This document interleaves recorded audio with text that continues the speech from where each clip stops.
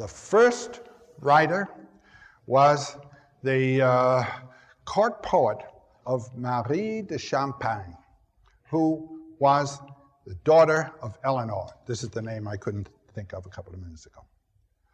Her court poet was Chrétien of Troyes, or Christian of Troyes. Chrétien de Troyes. In Old French, you don't say what, you say oi, Troyes.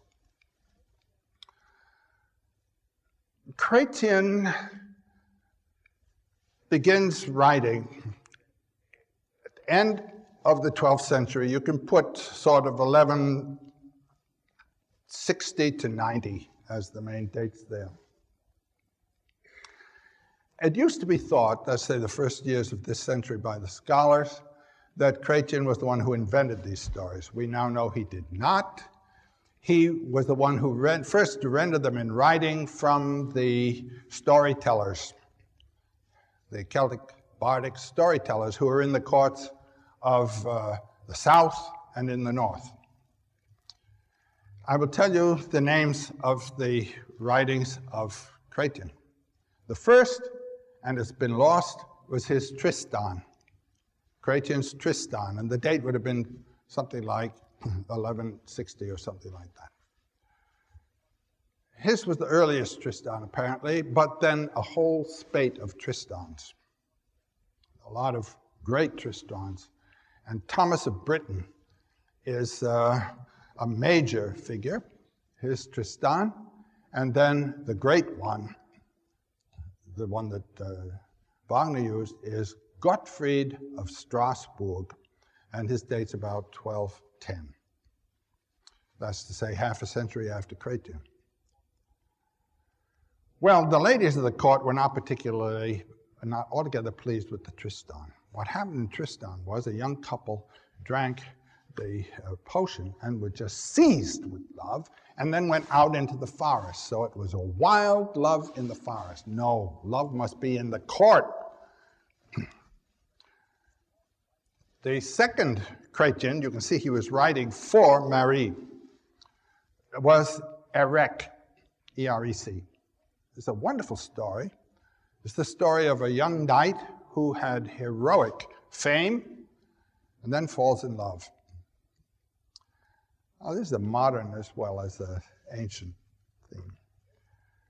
His fame career is wrecked by his devotion to his love. This is the thing. Honor or love. His honor was wrecked. He was no longer winning, let's say, the battles. When he realizes this, he then becomes rejective of her.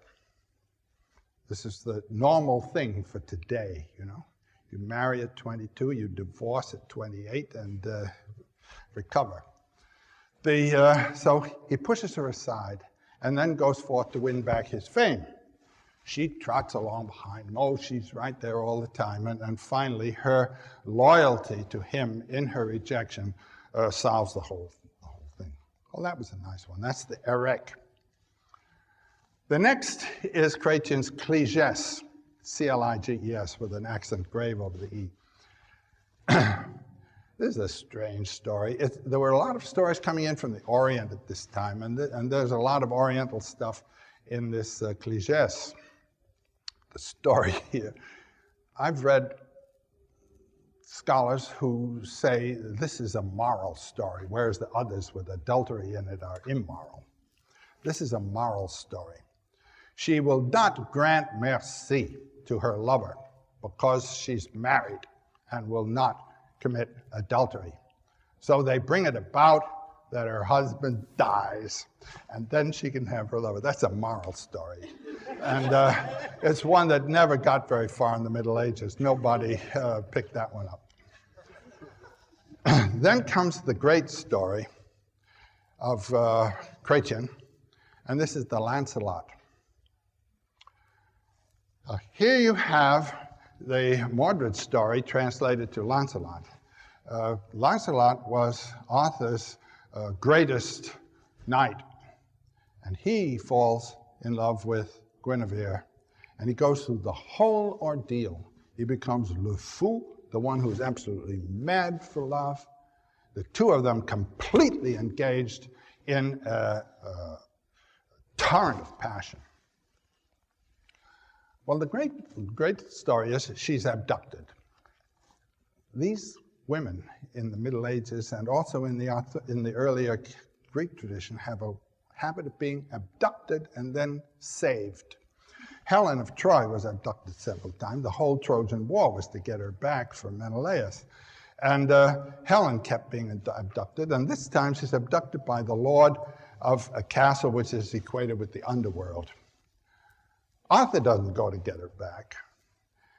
Lancelot goes. And he goes with such speed that he rides 2 horses to death. Well, after you've lost 2 horses and you don't have another, and here you are walking in a suit of armor, you're not getting very far very fast. He's plowing along there. And a cart comes and catches up on him, driven by a churl, a peasant. And it passes him. And he thinks, if I were in that cart, I'd get faster to Guinevere's rescue. But then he says, this would be a loss of honor to my armor and my role as knight. So he hesitates for 3 steps about getting into the cart. Because in the cart, people who are being taken to be hung and punished one way or another, they put in the cart. So it's a dishonor to get into the cart, and then he thinks, no, and he gets in. Then he gets on this adventure. Well, the adventure includes a couple of trials, one of which is my favorite for the whole Middle Ages. It's called the Trial of the Perilous Bed. A number of knights have to experience the perilous bed. You come into a room that's an absolutely naked room, and in the middle of it is a bed on rollers. You are to come in your full armor with sword, spear, shield, and this heavy stuff, and get into that bed. Well, as the knight approaches the bed, it shears away like that. So he comes again, and there it goes the other way. And the knight finally thinks, I gotta jump. So with his full gear, he jumps into the bed. And as soon as he hits the bed, it starts bucking like a bronco all over the room, banging against the walls and all that kind of thing. And then it stops. And he's told, it's not finished yet. Keep your armor up, keep your shield over yourself, and arrows and crossbow bolts come in, bang, bang, bang, bang, so forth. And in one instance, a lion comes in and attacks the knight, and he cuts off the lion's feet, and the 2 of them are there lying in a pool of blood. Then the ladies of the castle is to be disenchanted by this great event. They come in and they see their knight, their savior, lying dead there, or looking dead. And one of them takes a bit of fur from her whatever she's got on with fur, and puts a bit of the fur in front of his nose, and it moves like that. He's breathing. He's alive. So they nurse him back. And the castle is disenchanted, or whatever it happens to be. Lancelot went through this. My great friend Heinrich Zimmer, talking about these materials one time, asked, what's the meaning of a trial of this kind? This is what you must do if you're going to interpret symbols. You've got to find, what's the sense of a thing like this? And his answer, and I think it's probably correct, is this is the masculine experience of the feminine temperament. It doesn't quite make sense, but there it is. And that's the way it's going this time, that's the way it's going that. And he said, the trial is, hold on, be patient, and don't try to solve it, just endure it, and then all the boons of beautiful womanhood will be yours. Well, the next trial of our friend Lancelot was what is known as the Sword Bridge. This is a bridge across a roaring torrent that is of a sword, and he has to go across with bare hands and feet on the sharp edge of a sword. Perhaps you know the novel by Somerset Maugham, The Razor's Edge. This is a motif from, I think it's the Kena Upanishad. Any trip along your own path is a razor's edge. It really is. Nobody's done it before. And it's so easy, particularly if what you're following is your bliss, is your passion. It's so easy to tip over and fall into a torrent of passion that sweeps you away. This is a real lesson. So, having survived the perilous bed, Lancelot survives the sword bridge. And then he has disenchanted the castle in which Guinevere is a captive. He comes in to receive her greeting and gratitude, and she's as cold as ice. Why? Because he hesitated for 3 steps before getting on that cart. How did she know? She's the goddess. Women know these things.